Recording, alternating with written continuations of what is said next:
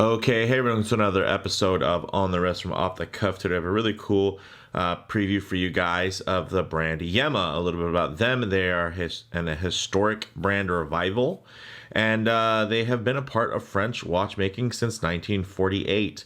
In terms of the type of watch, I'd consider these everyday watches. Some key characteristics in design language you can look for when you're wanting something that can be versatile enough to wear every day. It's really just going to be all about that versatile blend of sporty and dressy attributes. This is from their new Urban Field line, and I do have two examples. Thank you to Yema for sending these in.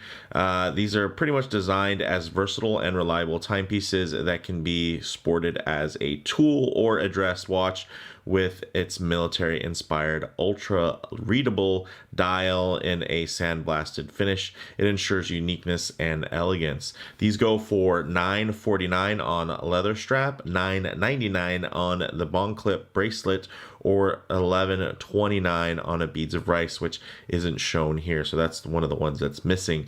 But I did notice that if you go to their site, typically their chat will actually offer you a 10% discount. So pay attention to that before you check out a cart. If you're buying this watch or any Yema watch, definitely take advantage of those discounts. So with all that said, let's go ahead, zoom the camera out, get these pieces in hand, and take a closer look. Okay, guys, so let's take a look here. So as we can see, we have a very, very handsome piece, and these actually come in two different sizes.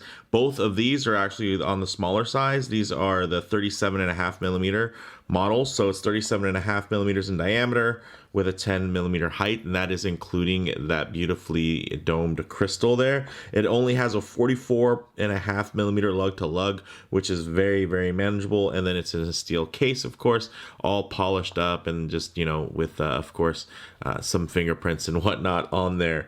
But it does have a push-pull crown because this is a manual wind, as you guys noticed, but it is signed, and inside you're getting the Swiss manual Sellita SW210-1B, and then this is in the Elabor decor, so basically the elaborated decoration there, and you can see everything from blued screws to Geneva striping and perlage. I mean, this thing is decked out, and typically you're going to pay a lot extra for that level. Here it's actually all kind of included at a really nice price underneath $1,000, and that's really where a lot of the cost is going to be, is just in the level of decoration on this piece, and that is really nice. I mean, it's not some super high-end movement by any means, but it is nicely done. It's Swiss made, and yeah, it hacks and hand winds.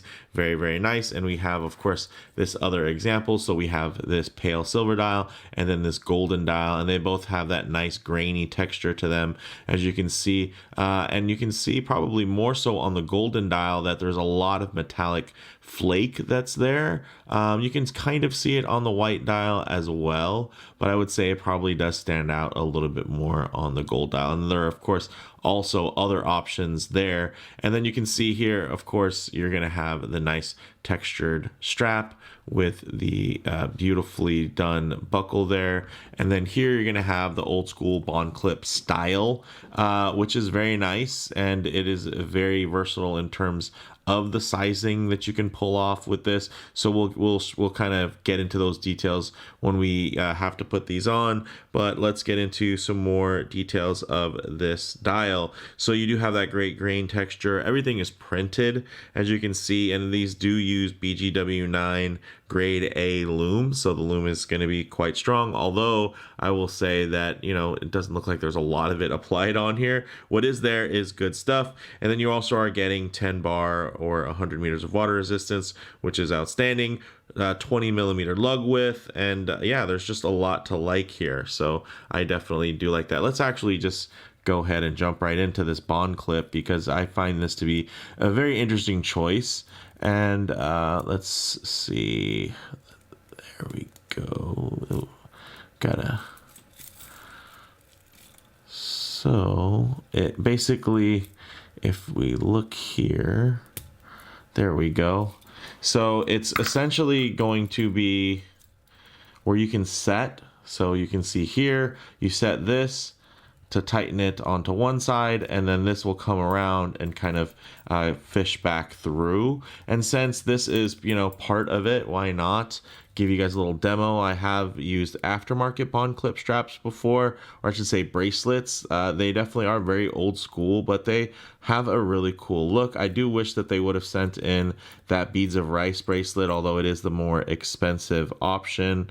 I think it does look very cool, but so does this, so I can't be too upset. So then essentially we're going to try to find wherever it's going to hook, and then we put this and tuck it in. And then there you go. So, I mean, although it is all polished, as you can see, it can get very, you know, in terms of fingerprints and whatnot, it can be very much a smudge magnet from that perspective. But once you got it on and you're wearing it, of course, I'm just having to give it a couple extra wipes here. It definitely... you kind of forget about it. You know, I think it's just that initial, while you're putting it on, you probably want to wipe it down quite a bit.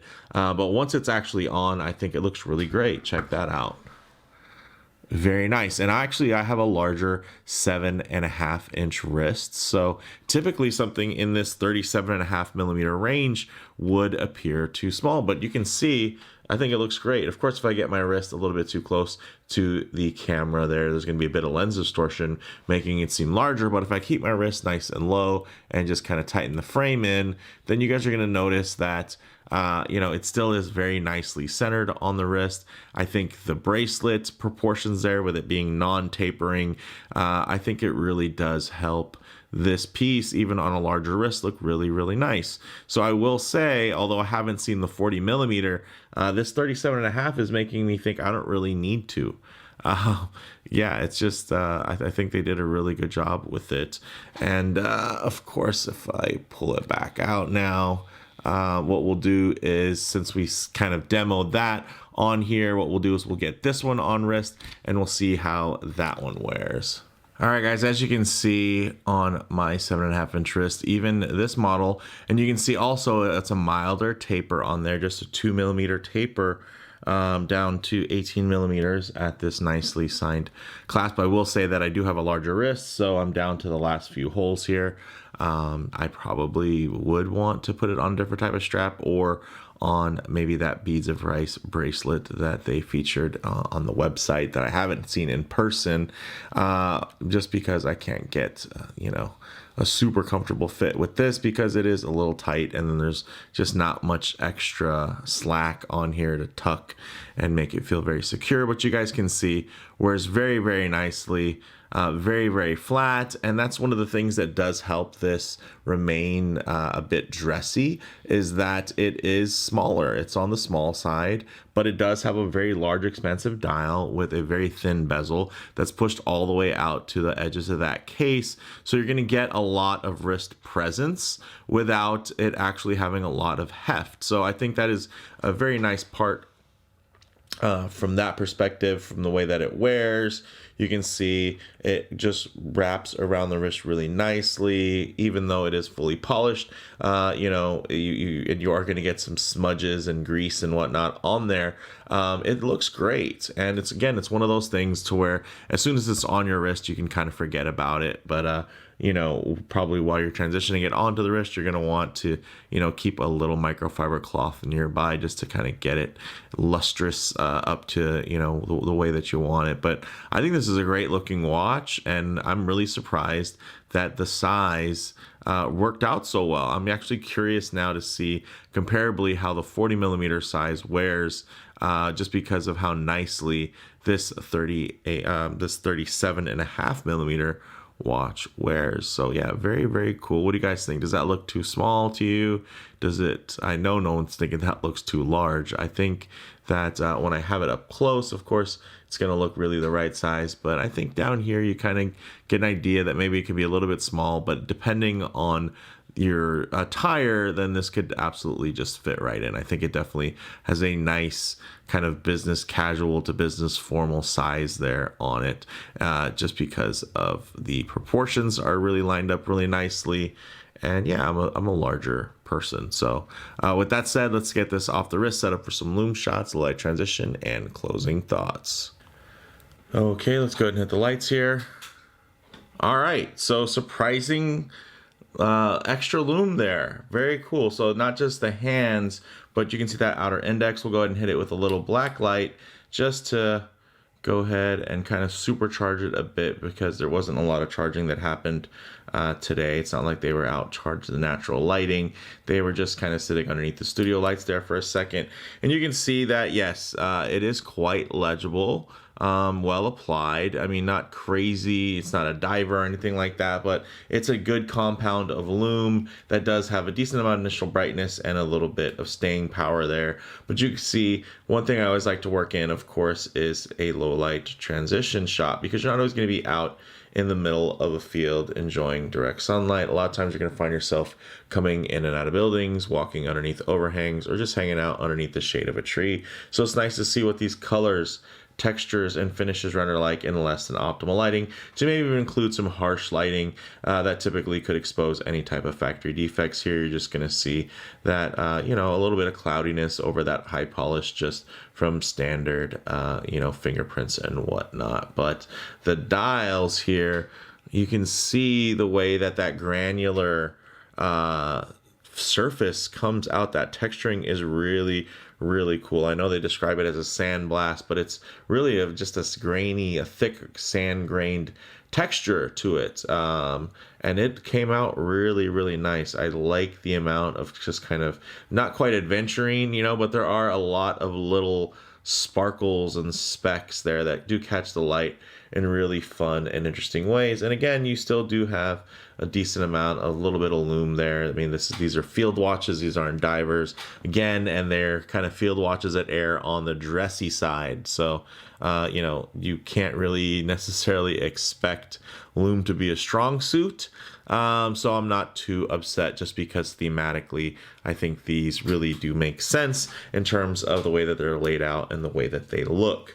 So for me, guys, closing thoughts on the wrist, these work surprisingly well for being on the smaller side, even on my 7.5-inch wrist. These are also available in 40mm sizes, as well as various dial color combos. Definitely check links in the description for availability and their whole line of options, whether it's going to be, you know, getting it on, you know, one of the two bracelets or on a leather strap. And so getting into comparable models, you know, versatile field watches are kind of currently trending. I'd say they're becoming bigger than dive watches for a lot of manufacturers. So, you know, while these particular kind of versatile field watches aren't the most affordable, they're certainly far from unattainable, right? These aren't bad at all. Mostly, I mean, depending on the bracelet combination, these are going to be underneath $1,000, and a lot of it is going to go into just that level of fit and finish on the movement. And I think that's something that will please a lot of folks. I think, you know, that extra bit of water resistance through having good seals and everything, and then of course, you know, a semi more tactical style dial, being more field watch oriented. I think these just work really well as kind of everyday dress watches, because they look really nice. The movement in the back, nicely decorated, very handsome. So for me, guys, bottom line, you know, I think their combination of unique good looks and a handsomely decorated movement on display do help create a nice niche opportunity for these to really pick up some steam for Yema. Like, these are just something different, right? And right now the market is so full of kind of these very predictable watches. I think it's really cool that Yema is still putting out stuff that can still surprise me. So with that said, let me know what you guys think in the comments below. If you like the video, please do a like. And if you haven't already, please subscribe for more content just like this. Thanks, guys.